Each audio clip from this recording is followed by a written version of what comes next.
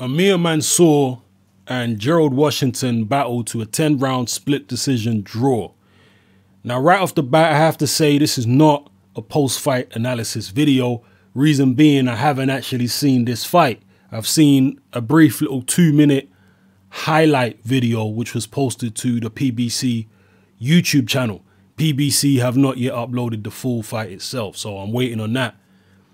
This video was just about my thoughts on the result of the fight being a split decision draw. Now, I'm not surprised in the least that this fight went the distance. In fact, that's what I was expecting to happen. And I'm not surprised that Mansour didn't get the win. A lot of people who have seen the fight say that they felt that Mansour did enough to win the fight. Mansour, after the fight, apparently was cussing Al Haymon, saying that he got robbed on his boxing shorts and his boxing trunks, whatever you want to call them. He had the words, "Judges be fair," because he expected to get robbed. And he kind of shot himself in the foot after the fight, saying whatever about Al Haymon. So it's unlikely he's going to get a shot on the Al Haymon show again. And yeah, so he feels hard done by. A lot of people feel that he has a point there. But then I've watched other people's videos like Boxing Beats and Rhymes, and he said that he thought a draw was a fair result. So until I see the fight myself, I can't pass judgment on who I think actually won. But what I can say is the result don't surprise me, and I'll tell you why. Amir Mansour, as much as he's a big puncher, and as much as Gerald Washington hasn't looked good in a few fights, like particularly the Nagy Aguilera fight, he didn't look good. Against Aguilera, he saw a journeyman. He saw a guy who, in his mind, probably didn't pose much of a threat. So he went in there with the intention of trying to knock the guy out. And I guess that backfired on him. I saw the Nagy Aguilera fight, and many people feel Aguilera beat him. But going into the Mansour fight, I knew 100% that Washington, a guy who's what, 6'6", 6'7", athletic, long arms, much taller and rangier than Mansour, and does have athleticism to move. I knew for a fact, 100% certain in my mind, that this guy's not going to try and engage with Mansour. He's going to fight a negative fight. He's going to move around. He's going to stay out of the way, and he's going to try and steal points fighting that kind of fight. And given the fact that he's an Al Haymon fighter, he's a heavyweight. He's, what is he now? 16, 17-0, something like that. He's obviously been groomed, maneuvered into a position where he could fight Deontay Wilder for the WBC heavyweight title. That's obviously what's happening. So Mansour was never going to get any favors from the judges. Washington probably would fight in a negative fight. He'd get rounds here and there, which are close just because of the fact that he's managing to not get hit with anything clean. And if you rewind a few fights back when Amir Mansour fought a guy called Kelvin Price, I think that fight went 6 or 7 rounds. Mansour struggled to pin Price down. And Price was a big 6'7", tall, rangy, awkward guy. And he was able to keep Mansour at bay for quite a few rounds in that fight before Mansour managed to eventually pin him down and get him out of there.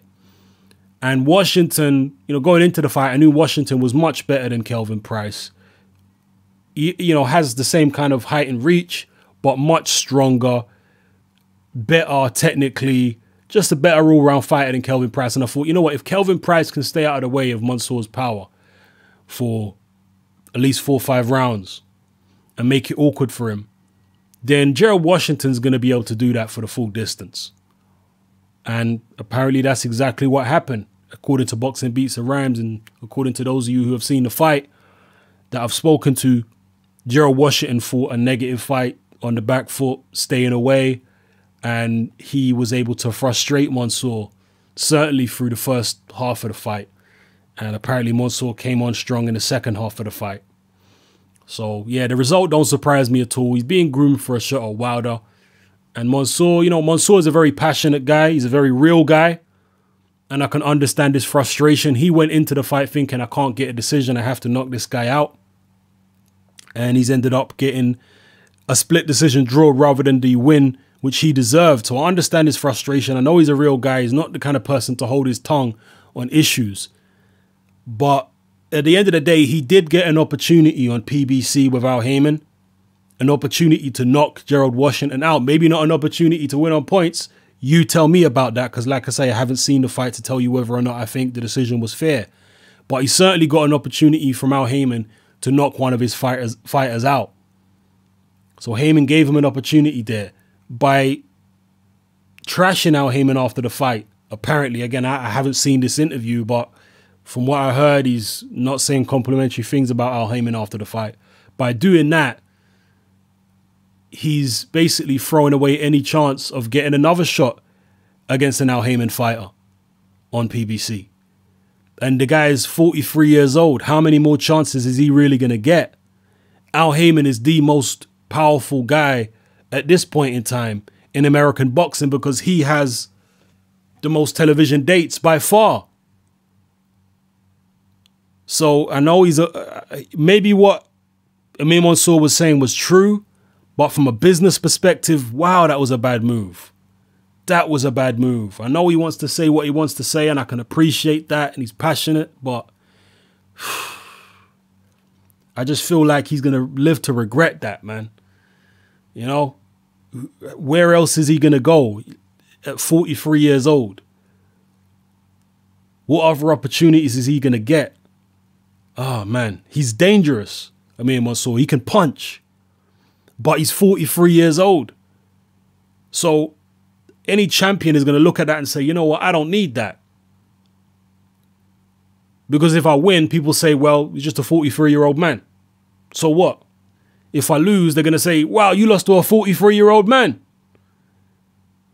So he ain't going to get a lot of opportunities as it is. Never mind after he's cussed out Al Heyman. As valid as those critiques might be, if you want to cuss out Al Heyman, do it when you've got a contract with Golden Boy or something.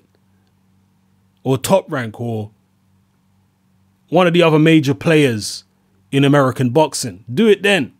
To do it when you don't have that kind of backing behind you, when you're not going to have any other opportunities, and you're 43 years old, from a business point of view, oh man, I just feel like Amir, you know, I like Mansour, I like Amir Mansour, but I wish he hadn't done that for his own sake. For his own sake, man. Tell me what you think about the situation. Tell me what you thought about the fight. Did you think the decision was fair or not? And what do you think are going to be the repercussions of what Amir Mansour said about Al Heyman? You think it's going to be, you think it's career suicide? Or do you think he'll get other opportunities? Let me know in the comment section below. It's happening. I'm out.